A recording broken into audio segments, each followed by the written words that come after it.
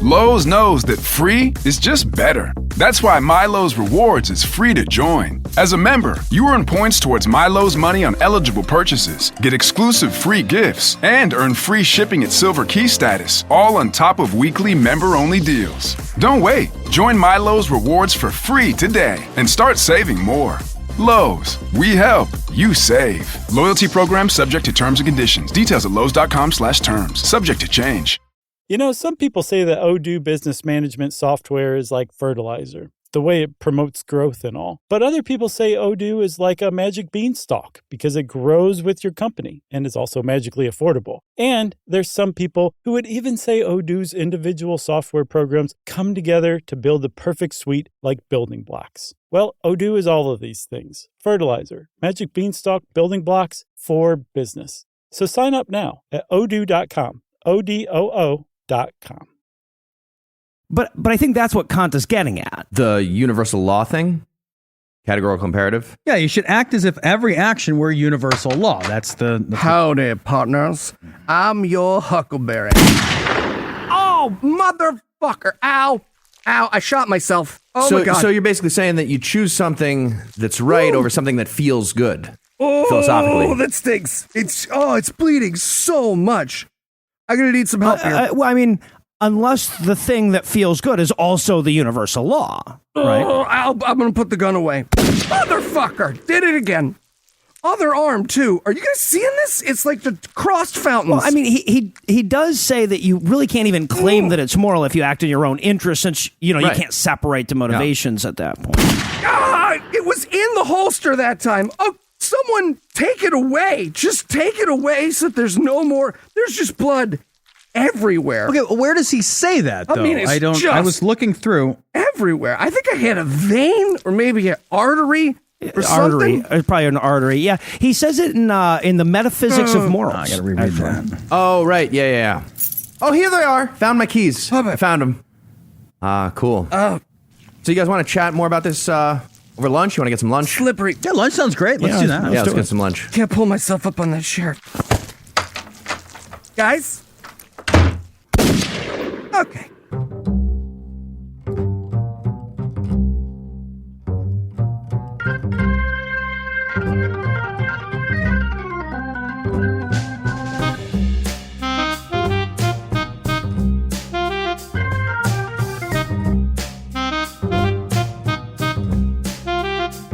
Hello and welcome to Citation Needed, the podcast where we choose a subject, read a single article about it on Wikipedia, and pretend we're experts. Because this is the internet, and that's how it works now. I'm Eli Bosnick, and I'll be rustling these cattle, but I'm going to need some cowpokes to get along with a doggy. What? First up, two men whose quick draw has been a blessing and a curse, Keith and Tom. Okay, it's because Wyatt Earp is so pretty. It's a compliment. He's an attractive cowboy. It's a compliment. Okay, let's be real here. No one that has ever seen me with my pants off has thought, gee, I hope I get some more time looking at that. So. 2 votes, that's fair. Close your eyes. Get right in there. And also joining us tonight, 2 guys who were first-hand witnesses to tonight's subject, Cecil and Noah. Okay. Noah and my first podcast was on a wax cylinder.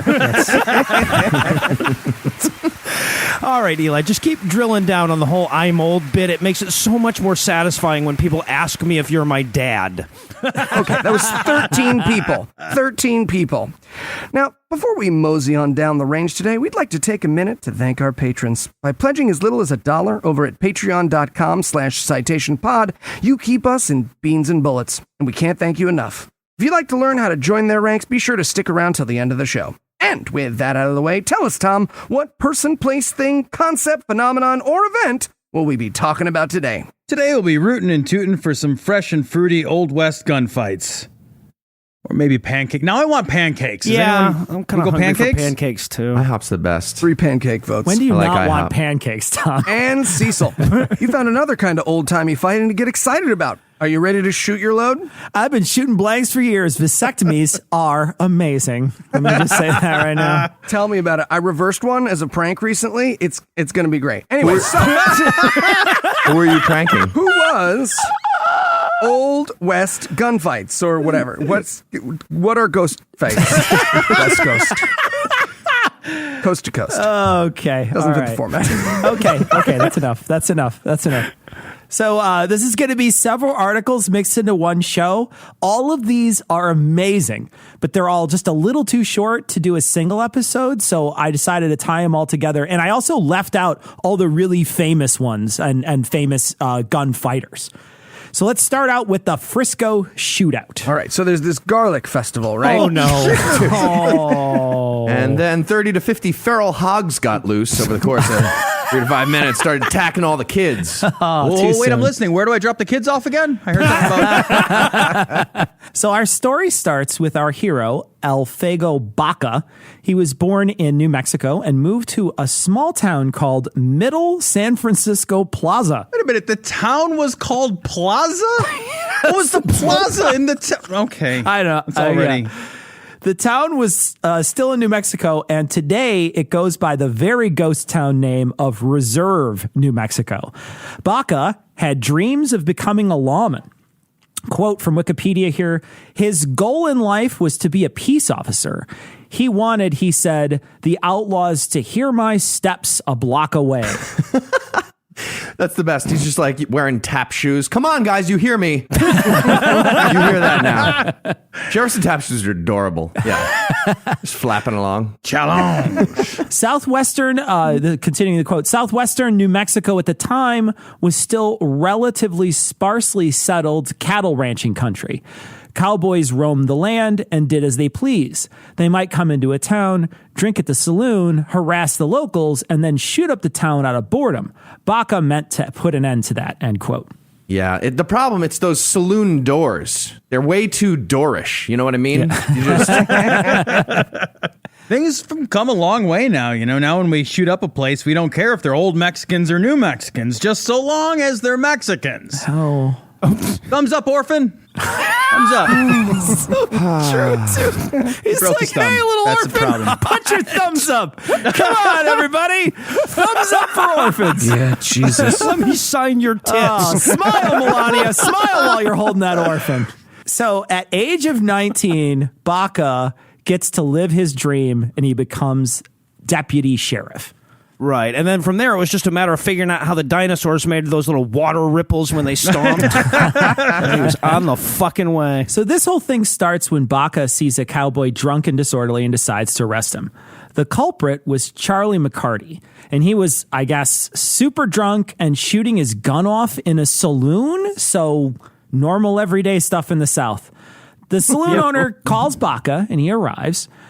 After showing his badge, he either arrests 3 local Hispanics or he gets the help of 3 local Hispanics. I'm not sure, and the several articles on this conflict. In any case, there was an abundance of local Hispanics. He arrests We could Charlie. just call them locals. Like that would also work. It's just... That's one of the comments on the Wikipedia article. You mean people, Dave? It's so bad. So he arrests Charlie, taking Charlie's guns away and putting him in a makeshift jailhouse. Cool. Yeah. Fun fact. This was actually the first Walmart in, McCarty was connected, though. He had ties to the John B. Slaughter Ranch, and this was a group of people you did not want to mess with. So this group of cowboys mobilized. Several of them came to the jail to force Baca to release their compatriot. It's not clear, but about a dozen of these cowboys show up outside the house/jail and start banging on the door. The leader of the group was a foreman of the ranch named Young Parham. And he stayed on his horse on the street. That's a dumb name. Yeah, it is a dumb name. It's Yeah, a I very mean, well, dumb name. once he hits about 30, right? Yeah. So Baca wasn't having any of this shit, and he told him to leave or he was going to start shooting at the count of 3. So one of the cowboys starts making a joke about how Baca wouldn't be able to count to 3. And before he could finish, Baca screamed, 1, 2, 3, and he opened fire through the closed door. Oh, yeah. Fibonacci sequence, motherfuckers. You're dead. 1, 2, 5. No. Jesus Christ, it's like a super high stakes version of hide and seek if you gave a 5-year-old the pistol. Just 1, 2, 3, No shit. you're all dead. The foreman, young Parham, the established terrible name, was still on his horse, like I said, and either the horse was spooked or it was shot because it fell on him and crushed him to death. Or it was just looking for an excuse. It was like, as soon as somebody starts shooting, this motherfucker and his spurs are going down. Only the good die young, Parham. Young Parham, Billy Joel. Another cowboy was shot through the knee and quickly became a Skyrim guard. And they all decide that Eli got it. Yeah. They all decide that 12 guys Some quality memes. aren't enough so they go and round up more guys. The next day they come back with a lot more, and eyewitness accounts vary. They say between 40 and 80. Jesus. Now who can't count, huh? Us, apparently. I love tough guys who at some point look around. They're like, 10-1 odds. Check stick size. Nope, still too small. Back tomorrow, gents. Back tomorrow. So they surround the small jailhouse, and one brave cowboy, Bert Hearn, walks around the back and starts banging on the door. Everybody's got a dumb name. His name is it. Bert and Baca, they exchange words, and Bert orders him out of the jail. Baca refuses. Bert breaks the door down, and Baca shoots him in the stomach and kills him, and then dozens of cowboys surrounding the jail open fire. He's like, no fair. I was going to murder you and you. I should have seen that one coming. That was on me. That's on you. Now, this sounds like an all-out fight for a while. The standoff lasts 33 hours. Jesus. In that time, the attackers decide to hang sheets between buildings to mask their movements, and they make improvised incendiary devices and throw them at the jail, and they shoot 4,000 rounds into the outside of the building that Baca was in. God damn. Yeah, I really don't want these idiots breaking me out of jail, okay? Let's just shit, man. Official. Baca, during this whole thing, is unharmed. He digs a hole in the ground in the center of the jail, and he climbs in. And he returns fire, injuring 12 total people, and 4 of them died. Hey, we called no digging trenches. We said that. You can't did it. Big trenches. I'm not. All right, time out to go over the rules again. We said no trench. Come back out. We're going to talk about it. No timeouts. We said this is ridiculous. Untime out. You're going to shoot us? The best part of this is that when they lit the building on fire, they were only able to light the roof because it was like a mud hut. So this is late at night, and they decide to wait into the morning, thinking that they're going to come upon a corpse at dawn. They wake up in the morning to smoke, but it's from the wood stove in the house where Baca's holed up, and they see him flipping tortillas for breakfast. Yes. Gluten free. You guys want some? He just like locks eyes with him. He's like, I'm going to fuck your wife when these tortillas are done. I'm going to fuck your wife when these are done. Oh, it's amazing. This guy, the fight starts up again, and Baca eventually surrenders when another deputy personally guarantees his safety. He spends 4 months in jail, but he's acquitted of all charges. Moral of the story? Cops have been killing people without consequences for a while. To be fair, though, I mean, he spent more time in jail than that guy who choked a man to death, and it's pretty clear here that he was actually defending himself. So, True. So let's move on to the next one. The next one's the Dalton Gang, and their very dumb robbery in Kansas. It's known as the Coffeyville Bank Robbery. The Dalton Gang was a group of outlaws that robbed banks and trains in and around Kansas. It consisted of the Dalton brothers, Emmett, Grott, and Bob. What the fuck kind of name is Grott? Jesus. Scrooge, the number 37. As well as Dick Broadwell and Bill Power. I think those guys should flip their names. It should be Bill Broadwell and Dick Power. But anyway, yeah. Oh, yeah. They committed a bunch of robberies, sticking mostly to trains and banks, and eventually decided to rob 2 banks, one across the street from the other in Coffeyville, Kansas. So on October 5th, they ride into town to rob the First National and the CM Condon and Company banks. They're pretty notorious guys, so they went to great measures to protect their identities. They wore fake beards. Cowboy Eli shows up for that. The gang boss is like, dude, we said no using a bearded bees. We were very clear. You're just it's so much attention you're attracting right now. Come on. I'm not, boss. I just got sticky. I was having. You always get sticky. Why we had the conversation. So they go into one of the banks and they ask for all the money, and the teller lies to them. He says that he'd love to give them everything in the safe, but the timer for the safe won't let him open it. He has to wait another 45 minutes, and they say, sure, no problem. Can I have one of these mints? And there was no timer for the safe. So, yeah. Oh, what I wouldn't give to be a fly on the wall during that 45 minutes. So, you're a bank robber. Yep. Is that your full-time gig? Like just the... Yeah, that's my thing. Yeah. I don't know how bank robbing pays, so I thought maybe you did some... Maybe what? Maybe I sold jewelry on Etsy? Sorry, I don't know. Well, now you do. Now, how much time is left on that there timer? 44 minutes. Did you say something? No. Didn't say that. Cool. Oh, by the way, the beards didn't work. They didn't work. The people recognized who they were. Well, they just put beards over their beards, probably. But these just double Fake beard. beard over their beard. I put a smaller beard over my bigger beard. It just... Anyway. Made it look 3D. It was really crazy.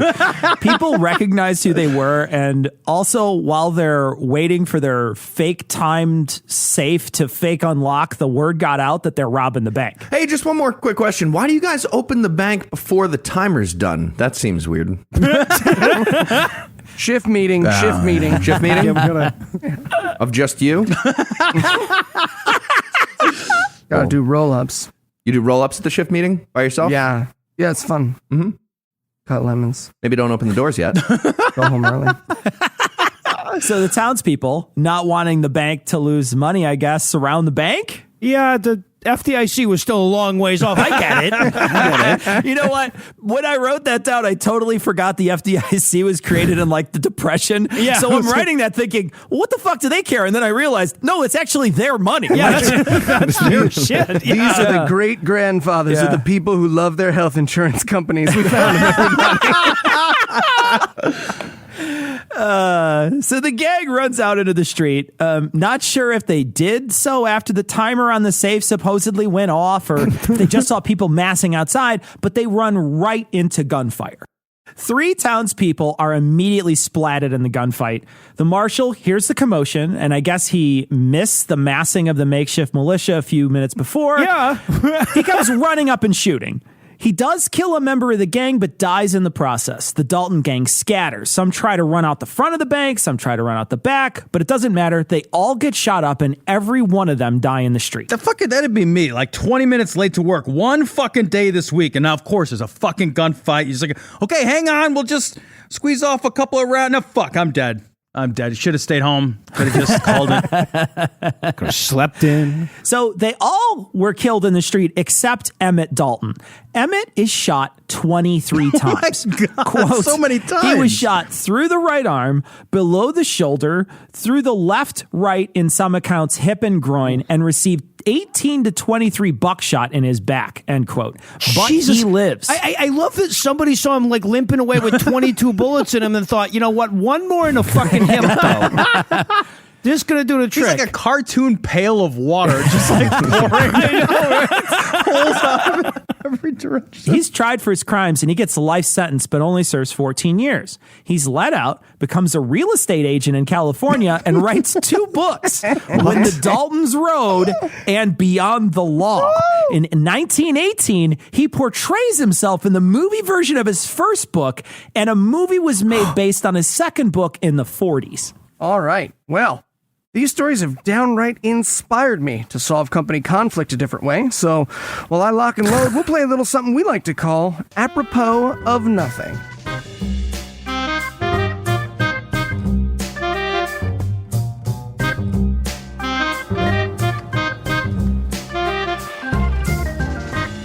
I tell you, Mean Bob, this boy is dead as dirt. I reckon. Oh my God. Hi, Robert, right? Or do you prefer Bob? I think your name thing is Bob, right? What? Oh my God. I'm so sorry. Where are my manners? I'm Teddy. We're dueling. I'm your duel buddy, whatever that is.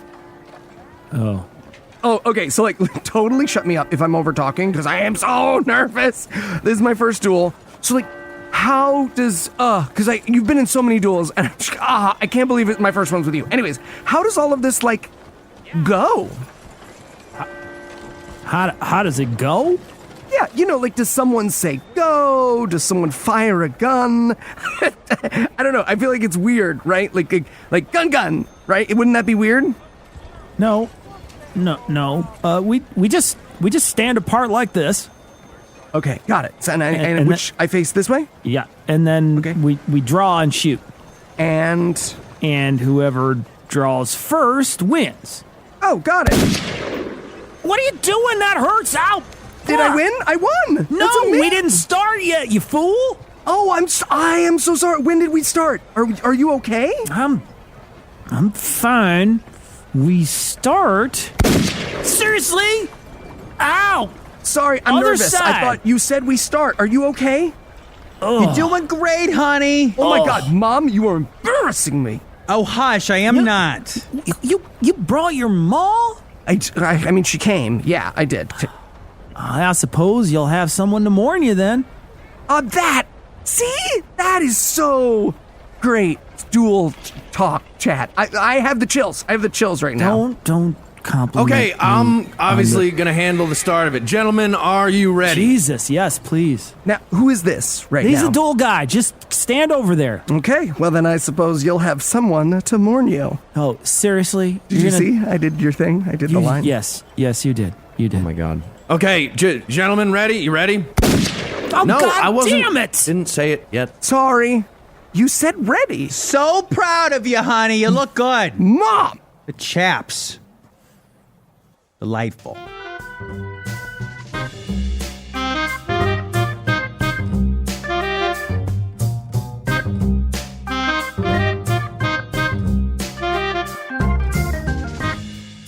Oh man, the Citation Needed live show in New York City. It's going to be amazing. I know, right? We have a JonBenet Ramsey Platinum Night on Friday.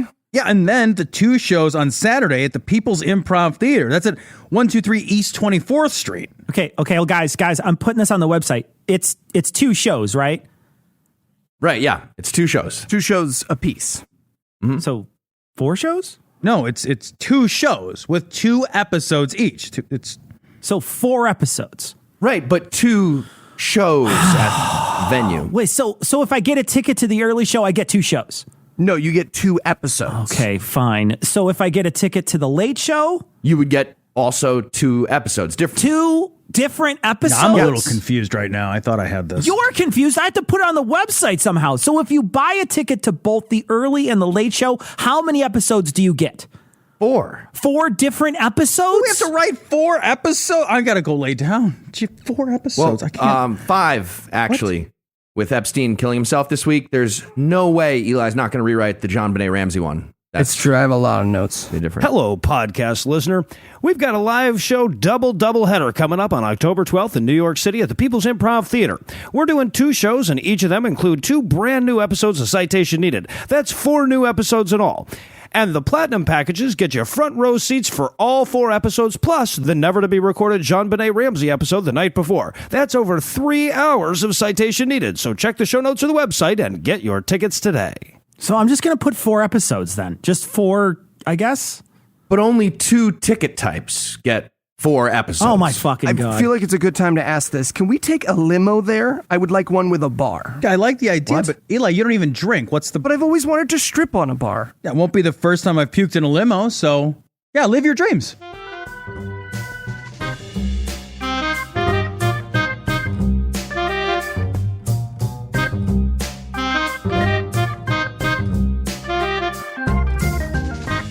And we're back. Cecil. More cowboy stories. More cowboy stories. More cowboy stories.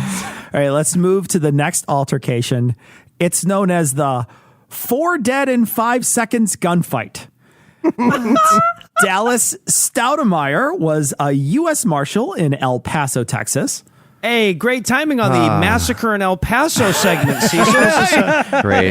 Trying to stay away from current affairs. Anyway, he's a big sumbitch. He's 6'4", and he had a quick temper. He took the job of U.S. Marshal shortly after arriving in the city on insistence of his brother-in-law, Doc Cummings. He would be the 6th town marshal in 8 months. And, quote, the city council asked him to take the city jail keys from deputy marshal and town drunkard Bill Johnson, end quote. Bill Johnson's just like, come on, come get him. Come on, get him. You, I love you, man. You're the fucking best. You're the best. Big guy. Stop resisting. Okay, guys, seriously, we're gonna let the name Doc Cummings just sit out there. Nothing, just that's just me, just noticing Doc. Okay, all right, you guys are weird.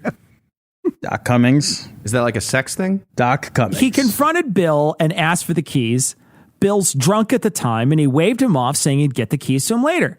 Dallas was not in the mood to fuck around, so he no-shipped, grabbed the dude by his ankle, turned him upside down, and shook the keys out of his pocket. And then he drops Bill on the ground, grabs the keys, and walks away. Bill, at this point, is pretty pissed and completely humiliated by the whole thing. This was Dallas's first day on the job. Wow, this is just like my first day bartending at TGI Fridays, actually. You peed on. Okay, like you peed on a lot, yeah. 6'4" is really tall, I get that, but that's not like shake a man like a cartoon baby tall. Was Bill in the Lollipop Guild? How does that even happen? I think back then, not every single American was 250 pounds. I think that's what happened. Now that makes some sense. Yeah. So day 3 got a little exciting. 75 heavily armed Mexicans ride into town, and they're probably just got done crossing the border illegally or storming a wall or something. And they're looking for 2 of their missing compatriots who were out searching for missing cattle.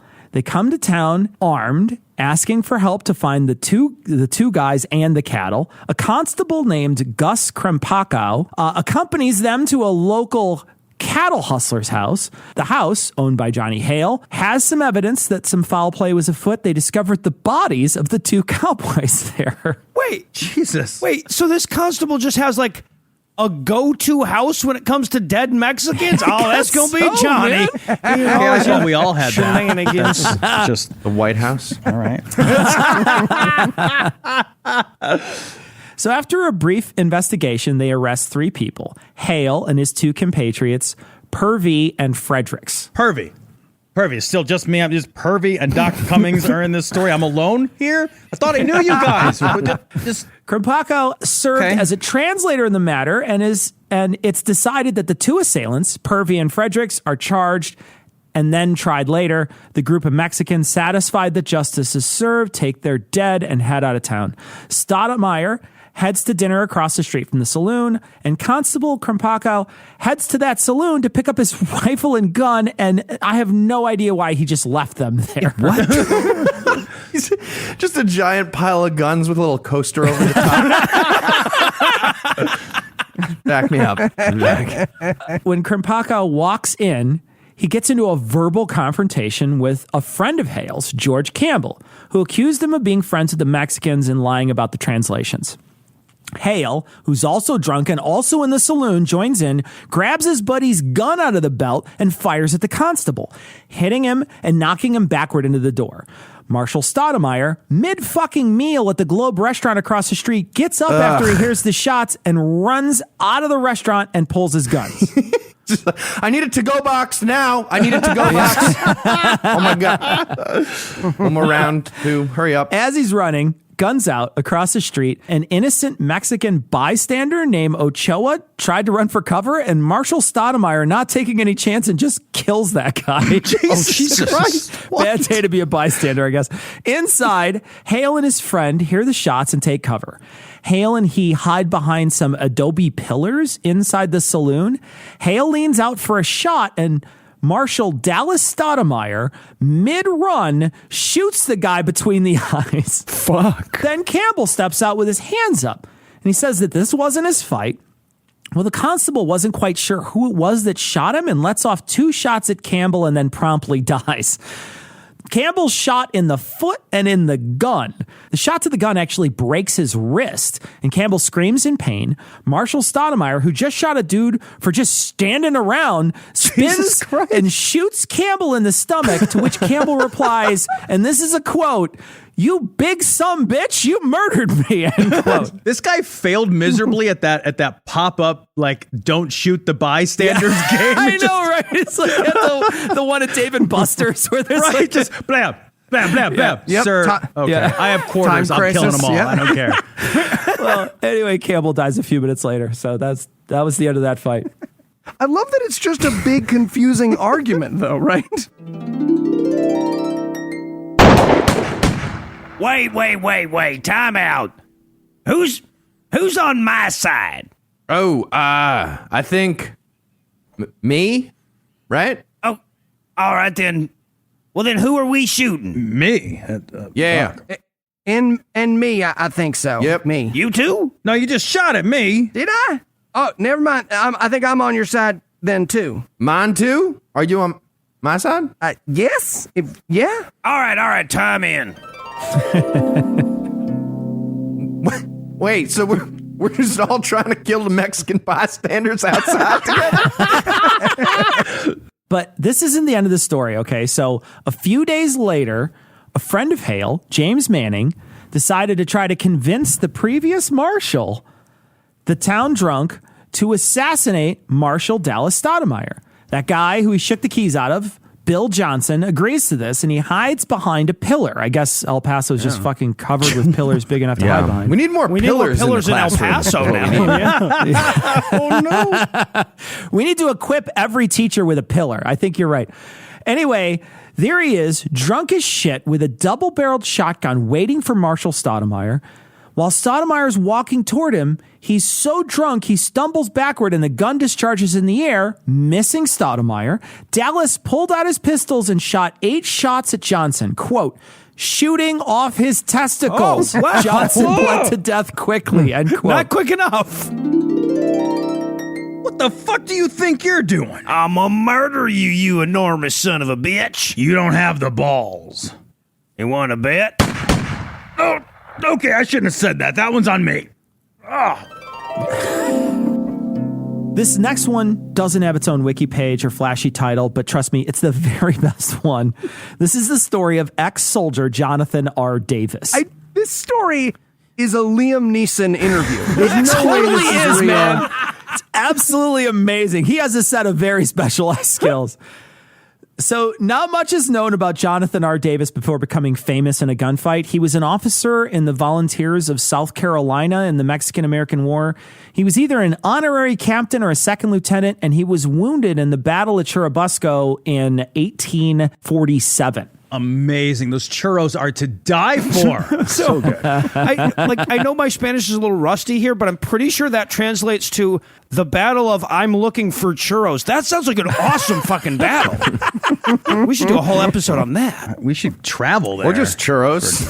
Yeah. He traveled to California during the gold rush, and he was a prospector there in 1854. Davis is walking along a miner's trail, which is northeast of Sacramento and west of Lake Tahoe. He's walking with his companions, Dr. Bolivar Sparks and James McDonald. And then the most international gang in history decides to bushwhack him. The gang consisted of, and this is a quote, a Frenchman, 2 Americans, 2 Britons, 4 Mexicans, and 5 Australians, end quote. And they're part of a gang, get this, called the Sydney Ducks. Fuck you. It's not your gang name. Gives a whole new meaning to Slapshot. Yeah. They all walk into a bar. The bartender's like, all right, okay, I'll bite. Good premise. What? What do I say? The Sydney Ducks was a gang comprised of, you guessed it, Australians. I did not. I did not. This gang was so dangerous that the citizens of San Francisco in 1851 decided to start a makeshift crime fighting group, the San Francisco Committee of Vigilance, as a response to the mayhem the Ducks created. As a side note, the committee was 700 people and, quote, engaged in policing, investigating disreputable boarding houses and vessels, deporting immigrants, and parading its militia, end quote. Okay. Like, when it's the second thing on your malicious to-do list, you got to think investigating disreputable boarding houses is just fucking prostitutes, right? That's how they get 700 people to sign up for it. Like, Yeah, right. In any case, several ducks were part of this ambushing group on Davis. The group had already been on a crime spree for the previous 2 days. They'd killed 6 Chinese miners on the 17th and 4 American miners on the 18th. So on the morning of the 19th, they jump out, probably scream your money or your life or something, and judging by the fact that they just killed 10 people in the last few days, they were not going to let Davis and his group choose which one of those. Oh, okay, Cecil. I get you're trying to make them sound like super intimidating for the story, but no matter what you say, they're still the Ducks. Thank you. Right? There are no words that are going to make them sound scary. hey, what if they were the Mighty Ducks? No, that's taken. No, it's still bad. So a gun battle ensues. Right away, Davis's companions go down. Sparks gets off 2 shots before he's gravely wounded and falls. McDonald doesn't even draw his weapon and he's killed outright. Davis pulls both his guns and just unleashes on these poor bastards. Within a few seconds, he's firing off rounds and hitting something with each shot. He's standing amidst them, drawing fire, but they can't hit him clean. Fuck, he's got pockets everywhere with tiny little Bibles in them. Blocking every shot. After the fight, they'll find several holes in his clothes, 6 bullet holes in his hat alone. He's grazed at this point by 2 shots, but it sounds like they were just scratches. Fuck, did he have a pillar in his pocket too? Was that there when we started? We're outside. Okay, it's possible the bullets all just bounced off his enormous brass balls, though. Like, those are protective at this point. Davis shoots and either kills outright or gravely wounds 7 of the attackers. And since this is the olden times when there's a point you run out of ammunition, the gunfighting stops. The gang at this point's pissed, so the 3 of them took out their Bowie knives and came at him. The 4th did the same, but he had, no shit, a short sword. Yeah, this was his moment. He was just like, fuck you guys. I told you this would come in handy. Not the dork. You're the dork. Now, God damn it, where'd you hide my nunchucks? Every group has a Cecil. Davis calmly takes out his own knife and then fucks their shit up. First guy he takes out is the cocky motherfucker with the sword. He sidesteps a swing and guts the dude. Another guy attacks him and he disarms him, literally. Cuts off part of the guy's hand. Oh, God. The dude drops the knife. Then Davis takes another swipe at the guy and chops off his nose. The other guys go after Davis and suffer a similar fate. A few minutes later, Davis is just standing there cleaning off his knife with a mound of dead bodies around him. What is this, a kung fu movie? Look, guys 3 and 4 have nobody to blame but themselves. They watched it. And then he was like, I'm going to get you. Yeah, like, Teamwork, ninjas. did Teamwork. none of these guys even notice that there was an opposite direction to run shit, in? Like, man. what? Just ran into a pillar. Was that there? A hunting party witnessed the whole thing from a nearby hill, and they're running towards Davis as he finishes off the last of the gang. Davis wasn't sure whose side they were on, and he grabbed his dead friend's gun, brandished it to the group, almost killing them too. He quickly realizes they weren't with those guys, and they help Davis gather up his dead friends. Good thing he wasn't Marshall Studebaker or whatever from I know, before. right? Fucking wasted him. He outright killed 7 people, and 4 would later die of their wounds. 3 of the gang just ran the fuck away. All right. Well, Jesus. Cecil, if you've had to summarize what we've learned today in one sentence, what would it be? The world wasn't demonstrably better when we can open carry in every state. I'm just saying that out loud. Nope. And are you ready for the quiz? In the immortal words of Jonathan R. Davis, come at me, bro. All right, I got one for you here. Clearly, the 4 dead in 5 seconds gunfight is the stupidest fucking name possible for a gunfight. That is fair, yeah. And we owe it to future generations to come up with something better. What should we call it instead? A, the shoot first, shoot more later questions are for nerds gunfight. The Okay, but most of them were bad guys gunfight. The time Gus's dumbass left his guns in the bar. Or D, citation needed. I was going to say A or B, but that's what they write on every police officer's administrative leave form. So let's go with Gus. C. Dumbass Gus. It was C, yes. All right, okay. A lot of them get acquitted with a citation needed, to be fair. All included. Well done, sir. Cecil, I love all of these stories so much, and clearly America needs more guns to keep it interesting. A. Nope. No. All right, I'm going to go with secret answer B. Why do you hate America, Tom? What's wrong with America that it makes you hate it? All right, Cecil, I got one more for you. How does that gang called the Ducks make most of their money today? A, they sell quack cocaine. So good. Quack cocaine. That's good. B, they send you a bill for their con fee. Con fee. Nicely done. Duck thing. Or C, their current president, Mallard Fillmore, has a lot of foie gravitas.